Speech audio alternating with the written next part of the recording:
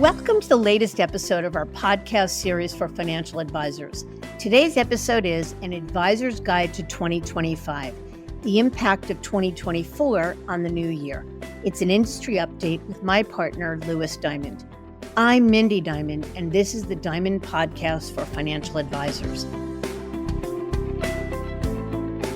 At Diamond Consultants, our mission is to help advisors live their best business life. We want every elite advisor to find exactly the right place for their business and their clients to thrive, whether it's at a wirehouse, a regional, boutique, or independent firm. As the industry's leading recruiters and consultants, we've transitioned more than $250 billion in assets under management in the past decade, and each year, 25% of transitioning advisors who manage $1 billion or more are our clients. If you'd like to talk, please feel free to give us a call at 908-879-1002. Are you a financial advisor who's curious about whether you're in the best place to serve clients or if there might be a better way to optimize your business for the future? Should I Stay or Should I Go is a new book that serves as a self-guided journey, walking you through the key steps that Diamond Consultants takes with our advisor clients, whether considering change or not. Visit diamond-consultants.com/thebook to learn more.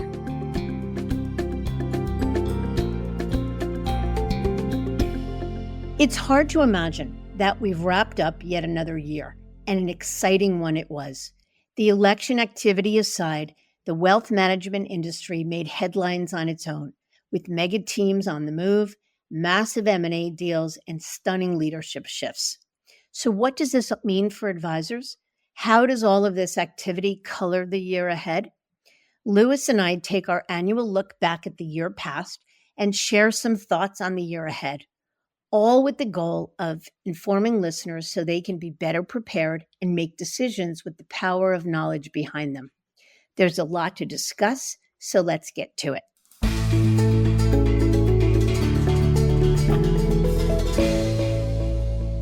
Louis, I'm thrilled you're here with me.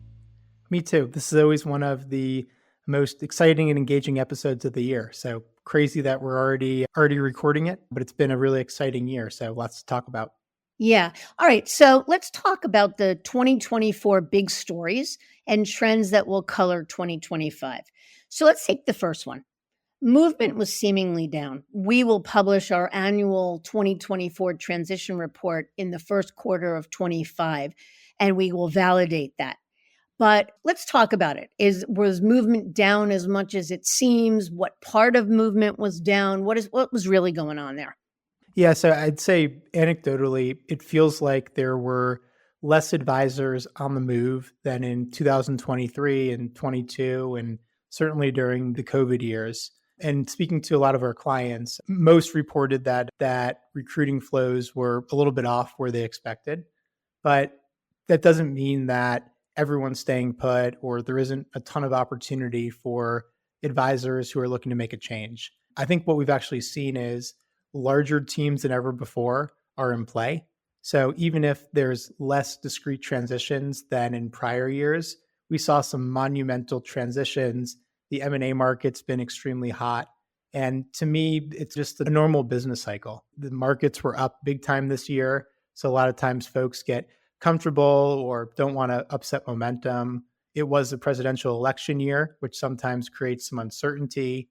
There weren't really any major policy changes or firms pulling out of types of business. There wasn't a First Republic type event. So I think it was business as usual. We'll get into some of like the major themes and stories and how that's going to impact 2025. But I think seeing some early things like UBS changing compensation in a meaningful way at the end of 2024 and just some of the other trends that we're going to talk about, I think 2025 has potential to be one of the more active years of advisor movement we've seen in some time. So let me ask you a question about that. And I actually think the same thing about 2025. But one of the things that I think kept a lot of advisors that might have been unhappy and might otherwise considered a move kept them in their seat was these retire in place programs, especially at the major firms. But those programs are still around. And seemingly, a lot of the firms have made some positive changes, positive for the advisors who will take the programs. So, why do you think 2025 will be a better year? Yep. Those sunset programs are absolutely still at play. Without those sunset programs, we probably see an extra 2% of total advisors changing firms in a given year, would be my prediction. And it keeps a ton of very large producers who have been at their firms forever. It keeps younger advisors who get tied into these programs in their seats. So that's still going to be in play, not just for 2025, but probably in perpetuity. And Merrill made their program better for certain advisors. UBS has changed it. Most of the firms, when they change these programs, they tend to get better for the retiring advisor and a little bit more punitive or restrictive for the inheriting team. So I don't think that's going to necessarily change movement activity. But I think, and we'll get into it with this episode, I think now we have some pent up demand from folks who were worried about moving near the election. Hopefully the market keeps going up, but if there's a market correction or things normalize a little bit, I think momentum begins to slow and maybe it's easier for folks to reconcile change. I can't overstate enough how big I think the UBS comp plan change was. So I think we'll see a lot of UBS advisors in play in the first and second quarter of 2025. And then I don't want to steal the rest of the show because we'll talk about how some other big things we saw in 2024 have the potential to impact movement in 25. Yeah, I like what you said about pent up demand because I agree with that. I think that the promise or the positive impact, positive changes, let's say, on firms' retire in place programs are enough to keep advisors in their seats for only so long. And then take the example of the UBS comp plan change. That's enough to make an advisor who might otherwise say, you know what, it's more than good enough. I'm going to stay put, especially because I have the opportunity to retire out and monetize my business at day's end. That's enough. That comp plan change is enough to make that person who might otherwise stay say, you know what, that was the straw that broke the camel's back. So we just did an episode. I want to remind our listeners, for anybody who missed it, Louis actually just recorded. It was a fabulous episode a couple of weeks ago, talking all about the UBS comp plan change. And we don't need to go into detail here, but we'll link the episode in the show notes and make sure if you're interested, you listen to that show. All right. So Louis, what else? So I think the next key story or trend from 2024 that will no doubt spill into 2000 is the dynamic of lowering interest rates from the Fed and what it means for firms' net interest margin revenue.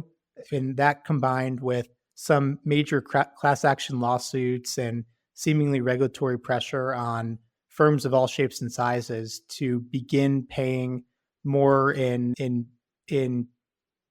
cash sweep revenue to clients. This is a under the radar to me type change. Every advisor is familiar with interest rates and how clients are paid on cash, but I think the impact on firm profitability when interest rates and cash sweep revenue are high is probably pretty staggering for folks if they really understood it. So most of these firms, especially independent firms, they make a ton of their profit margin from the spread between what they pay clients out on in cash and what they can lend it at. And the impact of this, aside from hurting their financial statements, is the potential, I think, we've seen it a little bit, of deals either not being able to increase or rise as they have. Some firms we've seen tweak deals to make them a little bit lower. There's rumors, and we've seen some firms increase platform fees or charge administrative fees. But I think as all this kind of develops, there is potential for changes in compensation or compensation practices at most every firm, because firms either have to take the loss and report it to shareholders or figure out other ways to recoup the revenue. So the UBS comp plan change that we talked about, I don't believe it was driven by these dynamics, but that could be an example of some of the changes that firms enact as they're trying to find equilibrium in this new environment. Yeah. I think the next thing we should be talking about is the fact that this is the first year So in 7 years, since 2017, that all four wirehouses are aggressively recruiting. There actually is the potential for real impact on that because there's a couple of things we know to be true. The most important of which is that competition drives deals and drives motivation. When the independent space sort of first became a really valid option for a top team, it forced the big firms to up their deals because they were losing a lot of advisors they otherwise normally might have won. Typically, when for the last 7 years, we've seen at least one, in some cases, two of the wirehouses pull back either on deals, either the deals they were offering or not necessarily recruiting at all. The most recent firm to pull out of recruiting was Merrill. But in this past year, Merrill came back with a vengeance and is actually paying one of the biggest deals on the street. And that, we believe, will force all four firms to keep their deals high. Competition is a great thing for advisors and it provides more choice. It's ultimately a good thing for the advisors, it's a great thing for clients, and it's a good thing for the industry overall.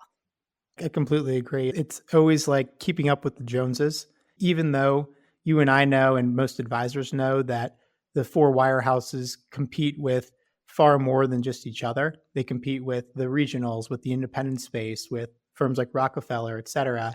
They tend to mirror each other's movements, the big four firms, because most of their recruiting flows are going to come from their competitors. And they typically only view their other large competitors in the same light. So seeing Merrill come back in and having a really aggressive deal only helps to raise deals or keep deals at a minimum where they are because all the big firms fear one another in different capacities. Yeah. So the next trend I wanted to hit on was the fact that fintech firm Robinhood, which is very well known, announced they're acquiring Trade PMR, which to date has been the RIA custodian option within Wells Fargo or First Clearing. So Robinhood isn't a brand name, at least not yet, that's synonymous with the ultra wealthy. Most people have heard of it for varying reasons, but the fact that they're acquiring Trade PMR, which is I'd say a more boutique custodian, not as well known, and is going to turn it into their custodial offering, I think is a pretty big deal. It comes on the heels of disruptive custodians like Altruist. Envestnet, which is a major TAMP and publicly traded firm, is getting into custody. Goldman came into the space. So it seems like there's a lot of fintech firms and otherwise that are seeing the migration of assets to the RIA space and are trying to take their bite out of it and try to dethrone or take market share from the incumbent custodians like Schwab, Fidelity, and Pershing.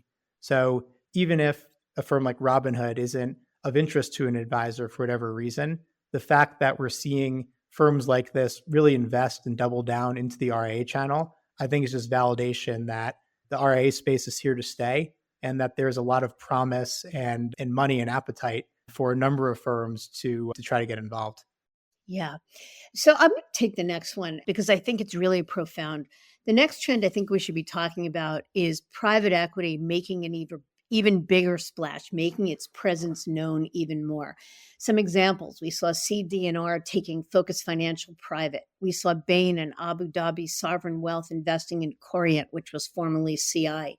Carlyle was investing in Cap Trust in 2023. TPG invested in Creative Planning and Hamrick Berg.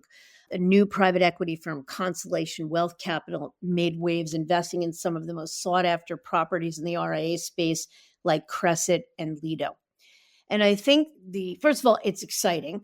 Going back to what we said about all four wirehouses aggressively recruiting, competition drives deals. Competition is good for advisors. So private equity entering the space does two things. It absolutely drives competition and it absolutely drives up valuations for advisors' businesses. It will force the big firms to stay in the recruiting game, to pay really big deals, to not lower deals, et cetera. But I think one other thing that's really true about private equity entering the space is that for the most elite teams, for the biggest teams in the industry, I'm talking advisors that manage multi-billions under management and that are generating $20 or $30 million in revenue, Up until now, most of those teams assumed that unless they wanted to move from one major firm to another, Goldman to Morgan Stanley or Merrill Lynch to UBS or something of the sort, that there really was nothing that was good enough. The independent space or the multifamily office space, if you will, or ability to create a multifamily office was interesting and exciting, but the economics often didn't work because there was no way for them to capitalize the business on the way in. And many of them didn't have the appetite to go through the brain damage of starting something from scratch. But private equity now looking to invest directly in mega teams, whether those teams come from the wirehouse or traditional space, or whether those teams sit as currently as independents, private equity money's interest in those elite teams will drive a lot of movement.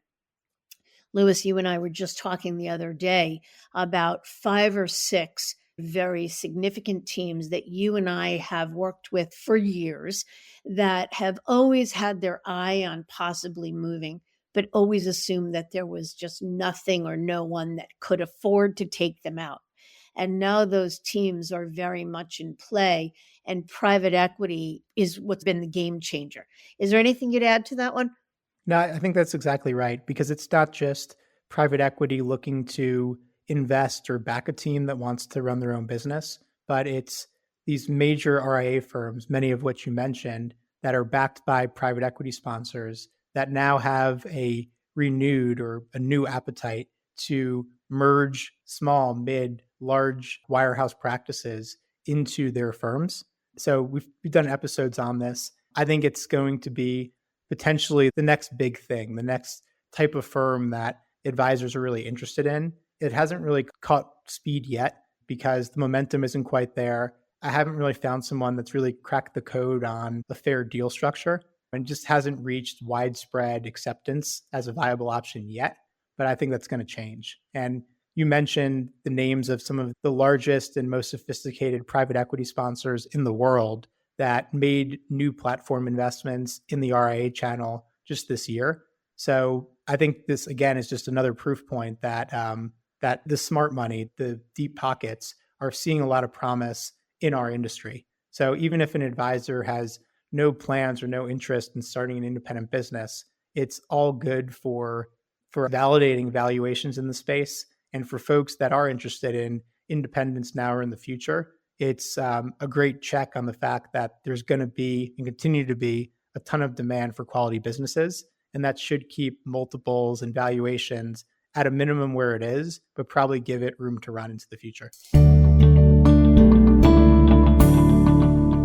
So it's worth, let's just take 2 minutes, if you will. You mentioned the fact that there hasn't been enormous momentum in this, meaning smart money, private equity money, investing in significant teams coming out of the traditional space. What kind of a deal would an elite team need to see? What would a big private equity firm need to put on the table? And I don't mean amount, I just mean in terms of structure. What is it that would get these big teams' attention? The way these deals are typically structured today is there's little or no money up front, and there's a very large multiple that's paid at long-term capital gains after a year and 18 months and 24 months. So the multiples that a team can get, even in today's environment, is potentially far greater on a pre and post-tax basis than they can get from a typical recruiting deal. To me, the challenge has been twofold that no one's really figured out yet. The first one is big teams have very large deferred comp balances. They typically have the most at stake. And any advisor who's making a transition, in some cases, unless they're going independent, betting on themselves, et cetera, they require to take some risk off the table and get something pretty meaningful up front. So I think that's the first piece, getting more money in the hands of an advisor sooner and without the need for immediate portability. The second one is payout. RIAs don't make money in the same ways that brokerage firms and banks do. So they're not making money on cash sweep. They're not making money on lending, on adding managers to the platform and revenue share. So there's only so many ways to cut a dollar. So that means that in order for these firms to operate their businesses, even if it's a large firm that's at scale, pay a deal and also have a meaningful payout, ongoing payout to the advisor, something has to give. So I don't know what the right answer is, but we know advisor mindset. And if there is a firm that's really interested in cracking the code on this, it's going to have to be a combination of a fairly meaningful ongoing payout that's similar or in the realm of where a typical wirehouse team's at. So say in the 40 to 50, 55% range, has to be something meaningful up front. And then having all or most of the deal being capital gains with part cash and part stock. So Yeah. I think there's a lot of promise there, but just the structures that we've seen have lacked either all or some of those components, which typically means that someone's not going to go that direction. Yeah. But I think it's fair to say one of the things we always do is make a bold prediction for the following year. And I think one of the bold predictions is that in 2025, we will see at least one or two very significant industry changing, career making, crazy big teams leaving, going independent, finding a private equity firm or private money, someone to capitalize them in a big way, someone to have cracked the code on what you're talking about. Because to a private equity firm or to an investor, recruiting or investing in a business that manages 10 billion and on its way to 20 billion in assets is incredibly meaningful and incredibly valuable. Right on. I agree. All right. I'll take the next, which is more related to teaming. Most firms over the years have begun to push advisors to form teams, to create next gen talent, to let teams gain scale, to add specialized team members. Like it's usually good business for everyone, for the client, for firms, for advisors, for teams to happen. Most of the big firms have used kind of the carrot and stick approach, where they've used compensation plans to either motivate or demotivate teaming and have pushed folks to team as a result. But we're starting to see that approach back off to an extent. The most recent UBS compensation plan from the end of 2024 removed a very popular teaming incentive where instead of advisors getting paid in aggregate, so if I'm doing $1 million, you're doing $6 million, us getting paid as a $6 million team, they changed it so that we're only going to get paid at the grid rate of the highest producer. So that's more similar to how other firms have done it, but that's an example of where we're seeing some of the firms backpedal or backtrack on creating these mega teams. Because what's happened is mega teams certainly are harder to move, but they do move. And what's occurred is these very large teams that have their own investment professionals, they have paraplanners, they have next gen talent, some even have a COO, basically non-revenue producers running the business, is they begin to function like their own independent unit within a firm while still paying the 50, 55% tax for not really using the resources that the firm provides.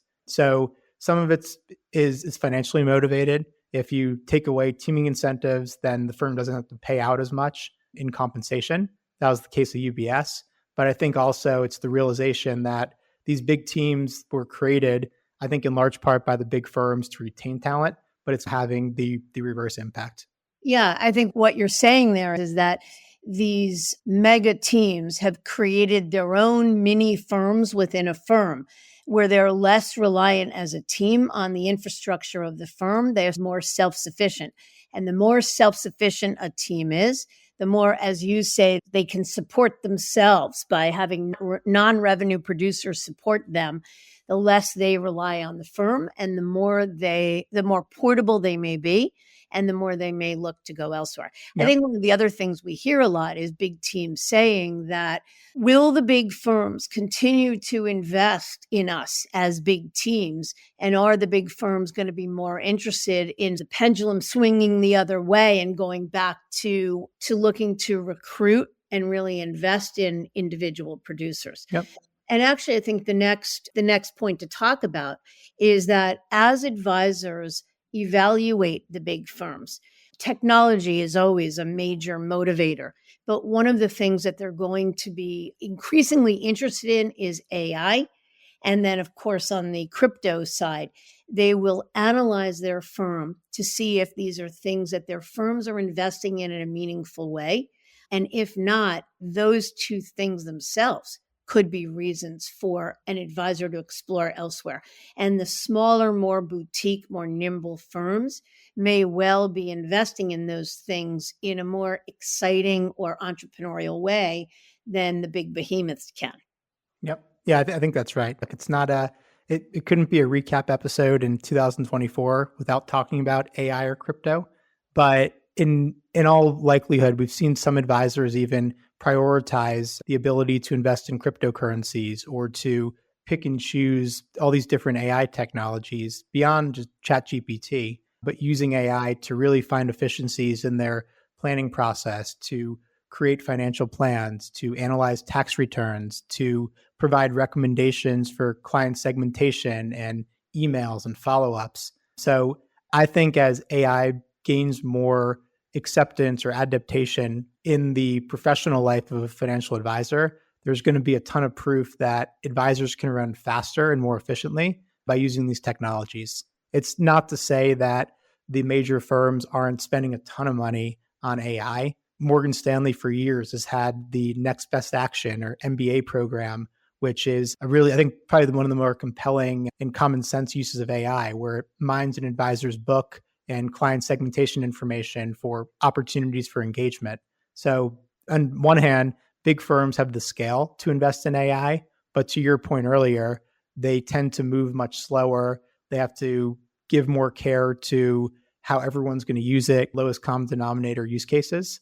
So if advisors really want to harness the true power of AI and build their own tech stack and really begin to see the efficiencies, I think many are going to be motivated or compelled to do something different. But if we're seeing firms pop up too that are AI centric, firms like Savvy Wealth in the RA space, and there's some other venture capital kind of upstart disruptor type firms where AI is at its core. And I think this has some potential. We know AI is changing the world, but I do think it's going to change the industry, like it's going to change every industry. But I think what we've started to see and we'll see into 25 and 2026 is AI or lack of AI capabilities or the ability to recommend crypto as being an actual motivator for someone to consider change. Yeah, I think you're right. The last trend we have to take us home today is more related to the independent space.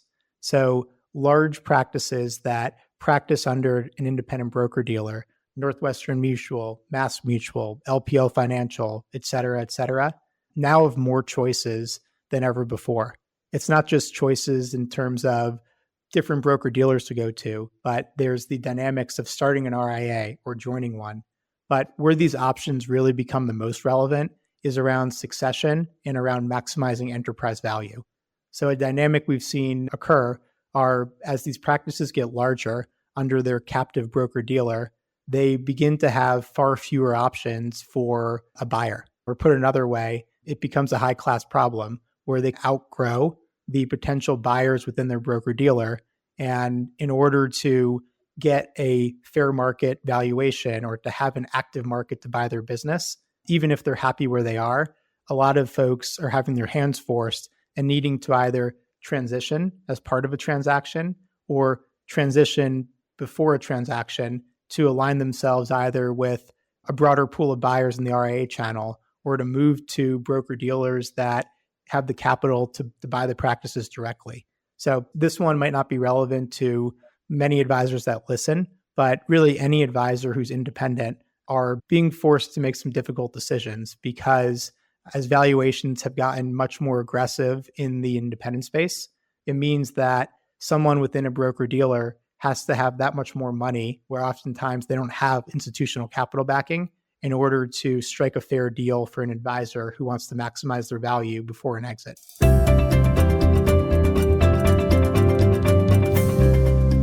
I think what all of this means as we wrap up here is that the notion, first of all, about pent-up demand, I think is the theme of this show, that I think we are predicting that 2025 will be a mega year in terms of advisor movement. And the bottom line is, I think that you would agree with me that what drives it is that advisors have real leverage. Advisors hold all the cards. Despite what the big firms want advisors to believe. You see, the big firms want advisors to believe that they own you, that if you are to leave, they scare you into believing that clients are not going to follow.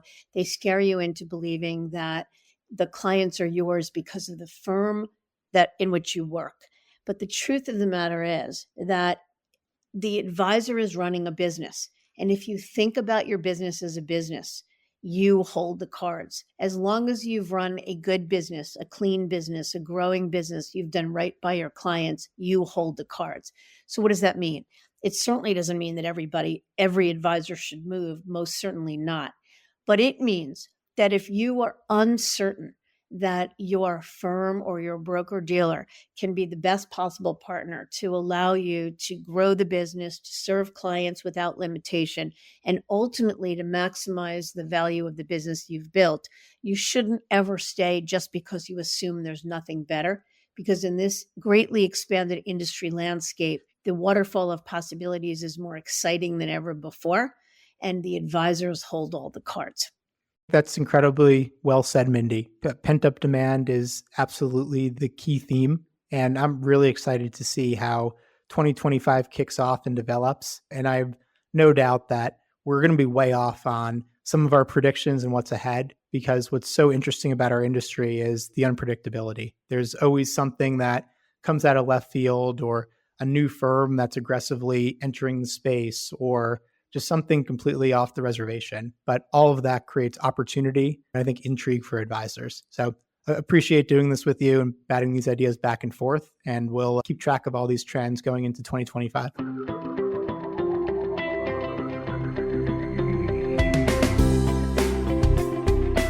As a financial advisor, you hold yourself to the highest standards of integrity, honesty, and credibility. You are successful because you take your professional responsibilities seriously and are dedicated to your clients. But are you living your best business life? Are your goals aligned with your firm's, or could a better option exist? Should I Stay or Should I Go is a book written with you in mind. It's a self-guided journey that walks you through the key steps that we take with our advisor clients. This strategic thought process and roadmap to professional self-discovery is designed to help you ask the right questions and think critically and objectively, whether you're considering change or not. Learn how to get your copy at diamond-consultants.com/thebook.